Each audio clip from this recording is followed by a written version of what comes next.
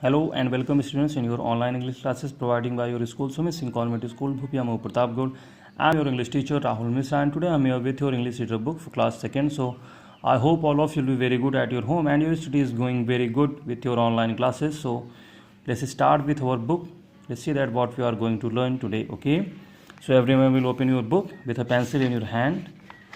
As you know that we are doing the exercise of chapter number 2. So this is the chapter number 1, 3 idiots. Okay, so now we are moving to the chapter number 2.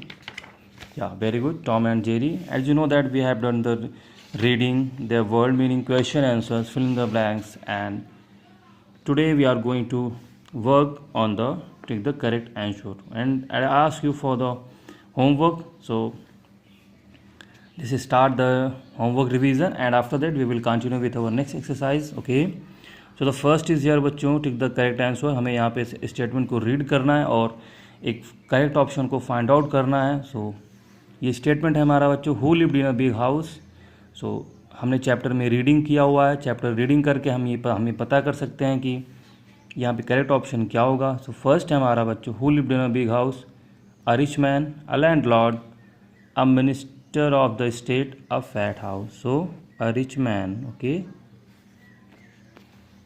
number 2, what was the idea about of Gopal. Okay, so first हमारा of keeping a dog, of keeping a pet cat, of keeping a watchman to sell the home.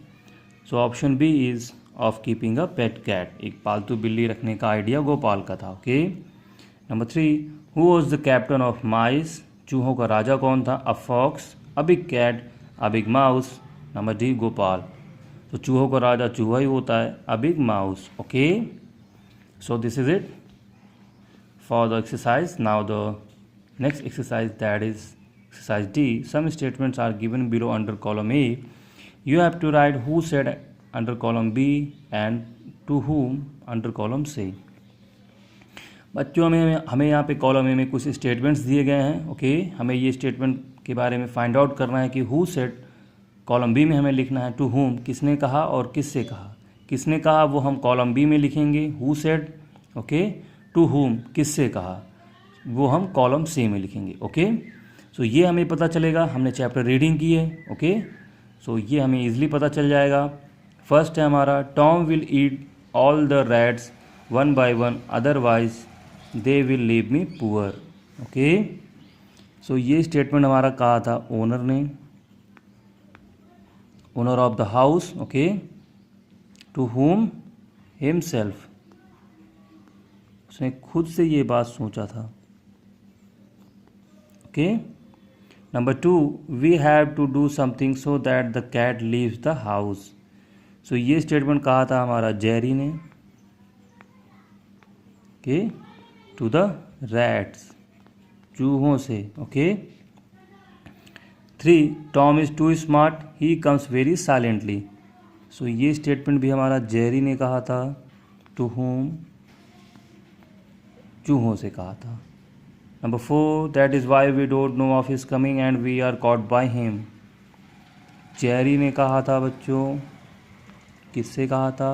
To whom, चूहों से. Okay, Number 5, we should tie a bell in the neck of Tom so that we can know it is coming.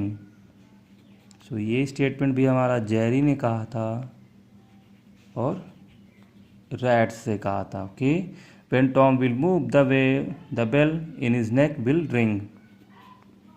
Same Jerry ने ये statement कहा था, चूहों से कहा था. Okay, Number 7, the sound of the ring will be an alarm for us to hide. So this statement is also said by Jerry to whom rats. Okay, now the next is here बच्चों, this way we will be safe and Tom can do no harm to us. So ये भी हमारा Jerry ने कहा था, to whom rats. Okay, and the last is I am very hungry and you are my food.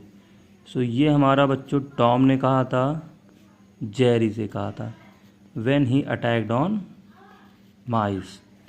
जब Tom ने चूहों पे अटैक किया तब उसने ये स्टेटमेंट जेरी से कहा था. Okay, now the next is here बच्चों. Okay, next exercise, fill the correct form of verbs. Okay,